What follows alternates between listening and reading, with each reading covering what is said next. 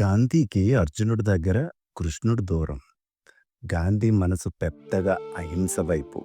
అందుకే అర్జునుడు చెప్పిన వాదనలు గాంధీకి బాగా నచ్చుతాయి. మన వాళ్ళను ఎలా చంపగలం?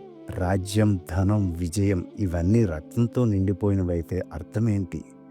చావు తెచ్చే రాజ్యం కన్నా నేను పేదవాడిగా ఉండటం మంచిది. యుద్ధం పాపం కదా. ఇది గాంధీకి సరైన మాటలే. కానీ కృష్ణుడు మాత్రం అర్జునుని అలా ఒంటరిగా వదిలిపెట్టడు. కృష్ణుడి ధైర్యం అర్జునుని క్షణాల్లో లేపి యుద్ధం చేయమని చెబుతాడు. కృష్ణుడు చెబుతాడు, ఇది నీ భయము, నీ బలహీనత. దీనిని వీడు నిజమైన యోధుడిలా నిలబడాను. ఇతిహాసంలో ఎన్నడూ వినిపించని రీతిలో ఒక అహింసా హృదయం ఉన్న వ్యక్తి యుద్ధానికి మద్దతు ఇస్తాడు. ఈ విరోధాభాసమే కృష్ణుడు ఎందుకు అర్థం కానివాడో చూపిస్తుంది. కృష్ణుని వాదన ఎందుకు అసాధారణం? కృష్ణుడు అర్జునుని హృదయం అద్భుతమైన సత్యాన్ని చెబుతాడు.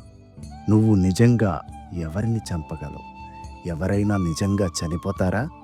శరీరం మాత్రమే పడిపోతుంది. శాశ్వతమైన ఆత్మను ఎవరూ తాకలేరు. అంటే చంపడం నిజం కాదు, చనిపోవడం నిజం కాదు. ఇవి శరీర స్థాయి సంఘటనలు మాత్రమే. ఇది ఒక నాటకం, ఒక లీల. అందుకే కృష్ణుడు యుద్ధం గురించి భయపడడు.